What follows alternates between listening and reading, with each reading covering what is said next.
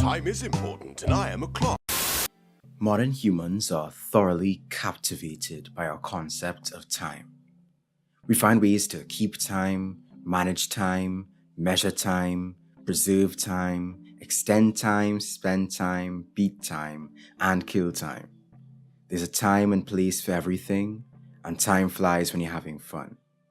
Our limited time on this earth is currently constructed around the reproduction and expansion of capitalism. We sell our time and labor for a wage, transforming them into commodities, both tangible and intangible, that others stuck in the system may consume. Our master is capitalism, and time is its whip. Physicists aren't quite settled on the nature of time yet, and I don't have time to wait for them to figure it out, so I'll try to stay away from the more technical stuff. Thanks to Einstein, we know that there's only space-time, and that it is not universal. But we're far from understanding space-time completely. As for the concept of time, we don't really know how much of it is external to us. We perceive and interpret it in our minds through the lens of culture. We observe sequences of events. We observe certain rhythms in nature. Our concept of time itself is what informs how we interpret those processes and fit them into our worldview. The cyclical time of some agricultural and nomadic societies was measured by the processes of nature. Day and night, season into season, sunrise and sunset, seed time and harvest, the first fallen leaf and the river's thaw and ice, the migration of the birds and the bison. Across the world, from the Giro of the Andes Mountains to the Hopi of so-called Arizona to the Buddhist monks of Southeast Asia, the wheels of time persisted. The concept of linear time, with a beginning and an end, would develop out of the Abrahamic faiths of Southwest Asia, from creation to the end of the world.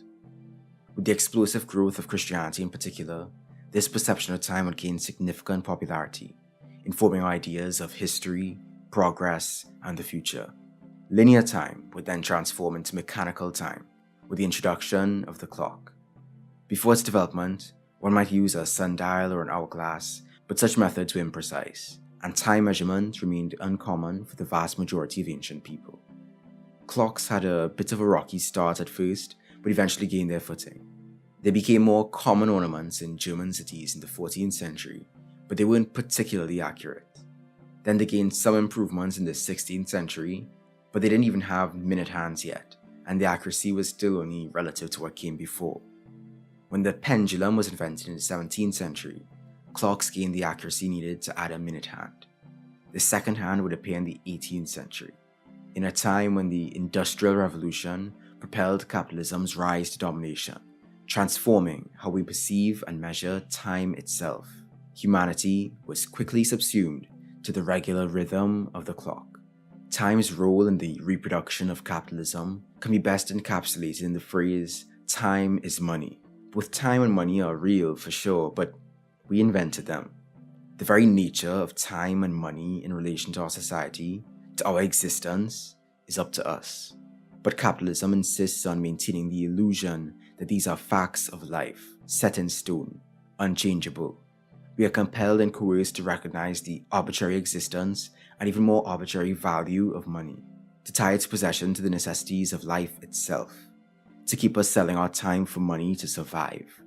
And we are compelled and coerced to bisect, divide, and measure time in all sorts of ways. Hours, minutes, and seconds are not intrinsic laws of the universe, but we spend our lives ruled by them nonetheless. We are dominated by the tyranny of the clock. For some, myself included, it's difficult to even remain present in the present when every hour of one's day, every day of one's week, every week of one's month, and every month of one's year is burdened by the coercive demands of capitalist society. Everything in our lives is measured and ruled by the clock. The clock dictates our movements and inhibits our actions. It regularizes and regiments life itself. It turns the intangible and ineffable concept of time into something concrete, a commodity to be bought and sold. The clock is a necessary tool for the continuation of capitalism, and its mechanical tyranny is more potent and pervasive than any individual boss could dream to be. This attitude towards time was imposed at first by the clock-owning capitalists and largely remained on the factory floor. In their off time, factory workers in the 19th century would go on living as they wished in their smog-filled, gin-soaked slums. However, unlike trickle-down economics, the idea of tightly regulated time actually trickled down to the workers, so that even they succumbed to the deadly tick-tick-tick of monotony. The sin of wasting time was introduced to the public, and mass-produced watches and clocks became a mainstay among the newly time-conscious masses. At work, at church, and at school, punctuality was the greatest of virtues. Especially at school, the imposition of the clock served to calibrate the next generation of workers to the order of the system.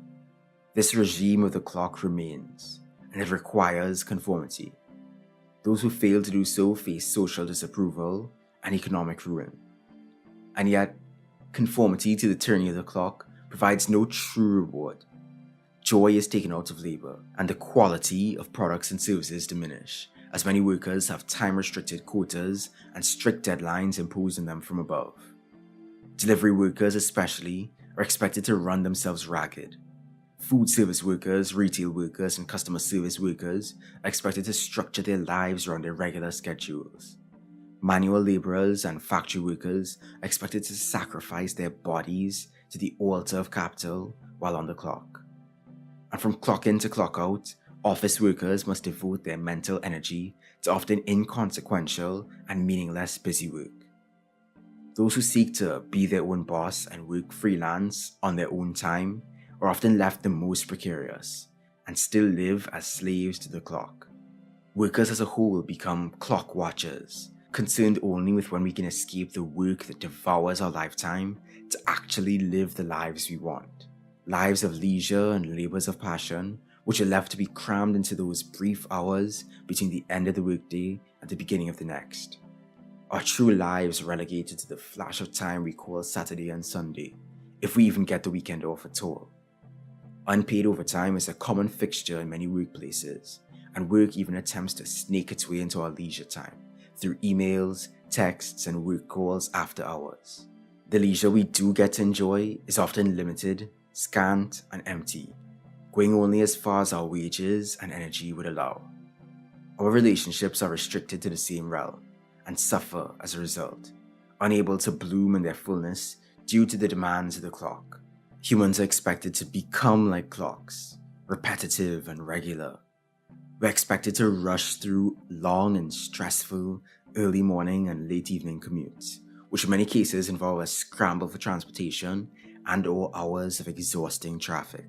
We're expected to disregard the rhythms of our natural being, and this is especially apparent in the demands this capitalistic culture of the clock demands of our sleeping and eating schedules.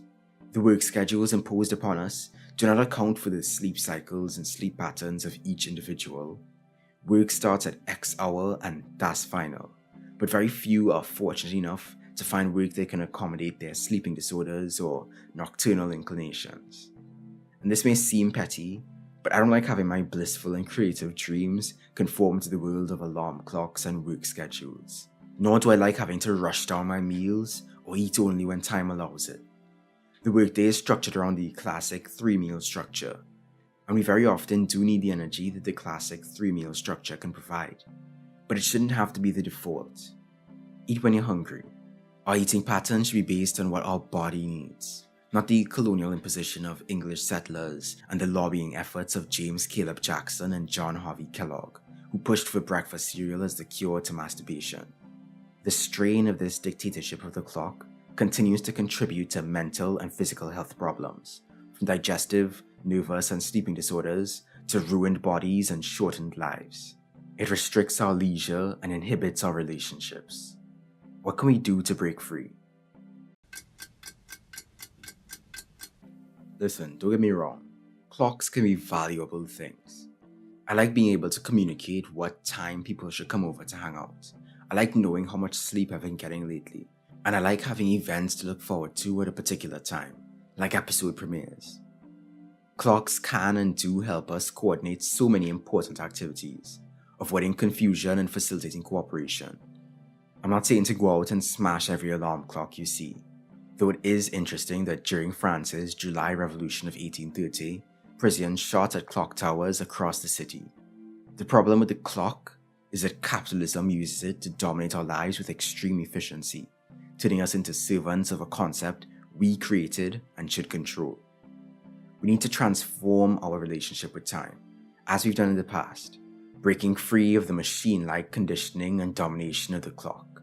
Workers can and should work to rule, slow down, and engage in time theft.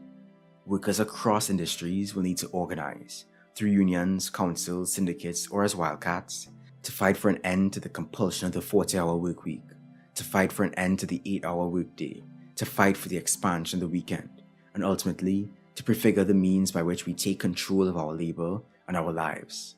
Students can and should take a similar stand and strategy to wrest control of their rest and their learning.